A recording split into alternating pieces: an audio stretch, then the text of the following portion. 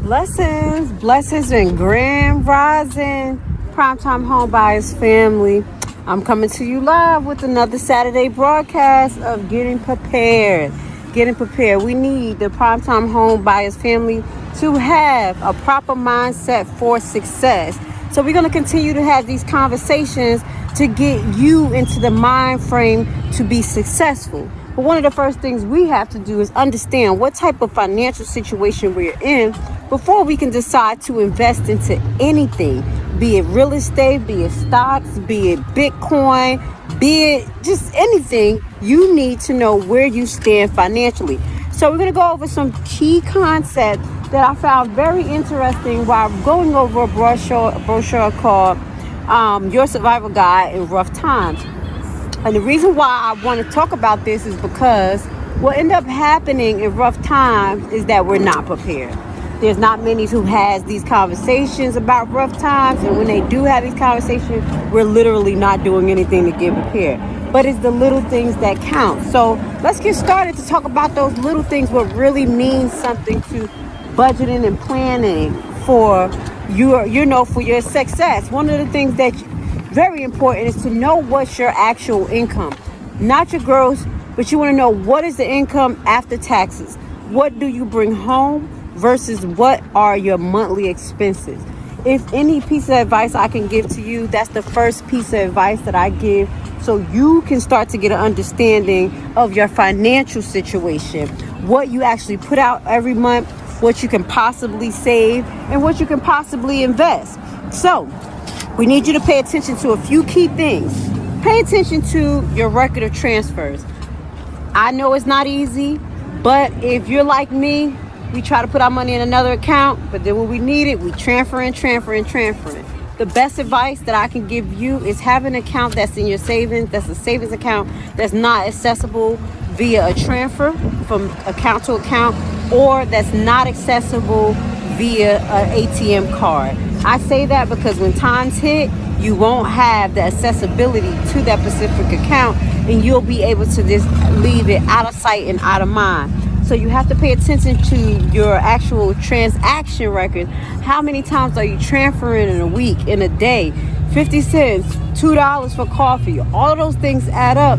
When if you can do one major transfer for instance, for your lunch for the week, for your allowance for the kids, if you make that specific transfer instead of doing it on a daily basis, you will gain more control. Check your balance. Pay attention to your balance, guys. If you like me, when I'm spending, sometimes I just don't want to look at it because I'm just spending. So, most importantly, not only checking your balance, but reviewing your statements. If you're like me, sometimes you don't open them statements to the end of the year. You have 12 statements for every month and you didn't open them. But it's very important to review your statements if you're not taking a pen and paper log of your transactions and you really want to get a visual. What makes statements is so good because these statements have become so equipped that they actually break how much you spend on what particular sector if your bank does it. I have USAA, and on my particular app in itself, it tells me how much I'm spending on bills this month, how much I'm spending on leisure, how much I'm spending on certain particular shopping. So that will give you a visual to start getting some control over your actual spending habits. It's so important to do so. So take action if something occurs.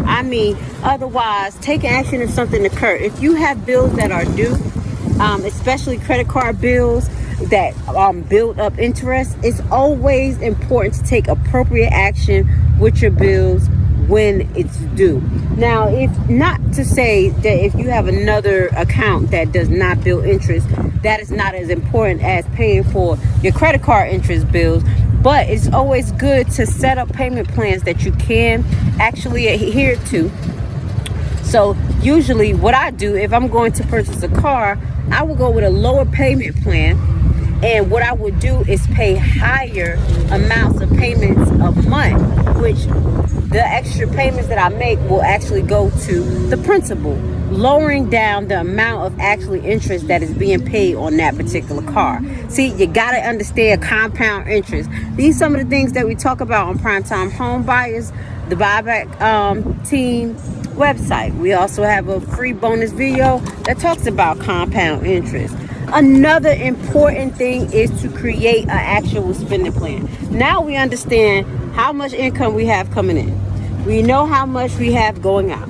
Now we have the idea of to create a spending plan that we want to adhere to. Not just a spending plan that our bill collectors give us, but I'm talking about a spending plan that we actually literally can adhere to, which involves actually saving as well, and investments is very important.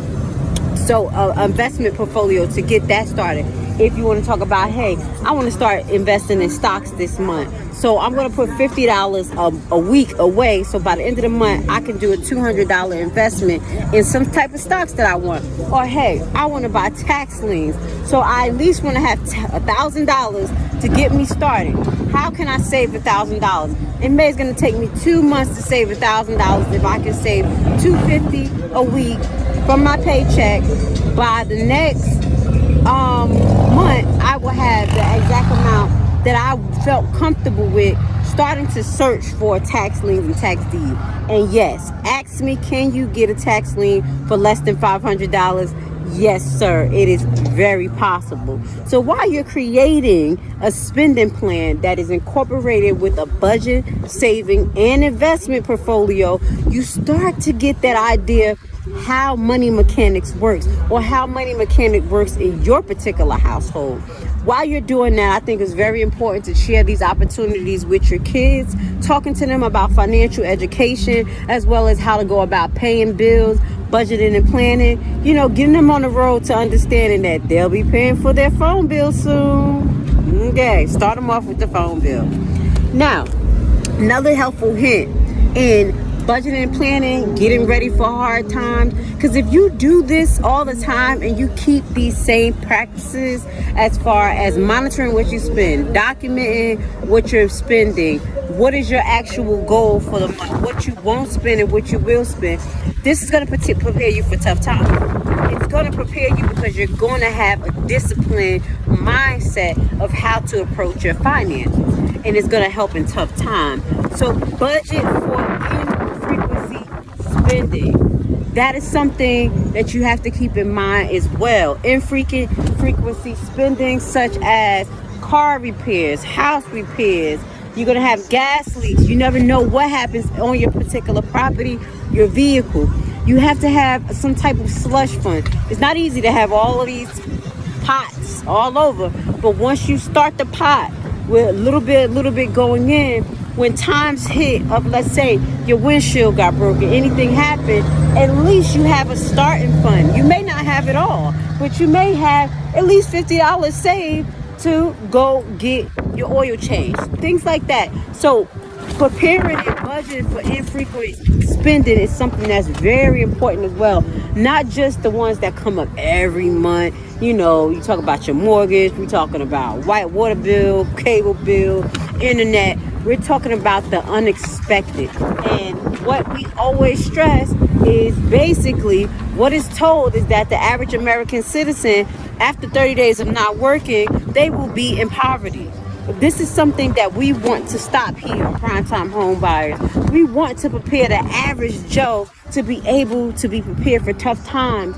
You see all the changes that's going through right now, as far as the COVID, as far as inflation, money market changing. One person say something about Tesla, it's going up, it's going down. You have to be prepared and understand the market that you're actually in as well. So budgeting for infrequent expenses such as car repair, new tires, dental care, because you may not have dental insurance, visual care. Even if you don't have insurance, you may have co-pays. These are little pots that you want to put to the side. Take these accounts. You can open bank accounts.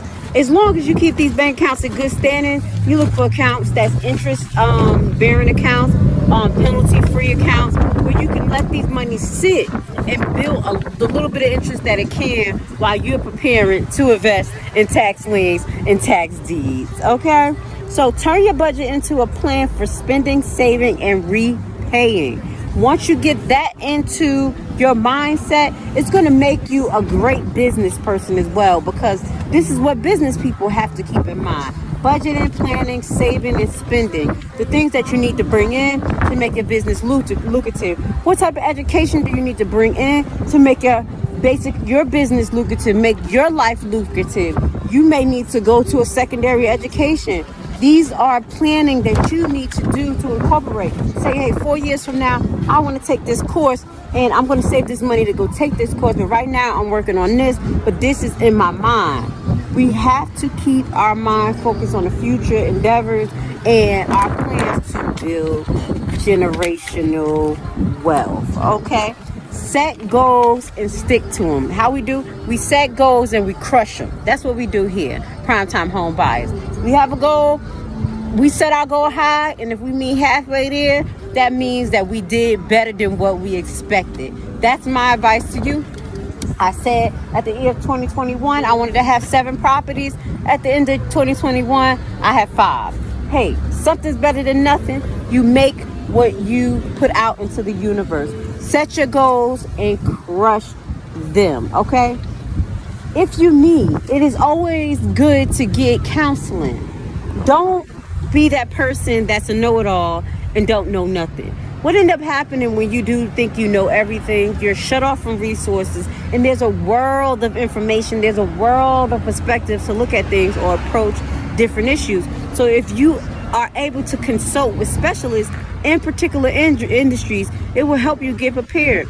As you take course 2 in Primetime Home Buyers, I show you a lot of information to make you self-sufficient, but I always suggest that you consult with someone who's a specialist. If you need a foreclosure lawyer, if you need someone who's a title specialist because you don't know how to do the title after watching the full 3 hours that I have put into course 2, and you still don't know how to do a title search, it'll be able to give you the keys you need to at least communicate with that specialist. So never stop yourself from learning.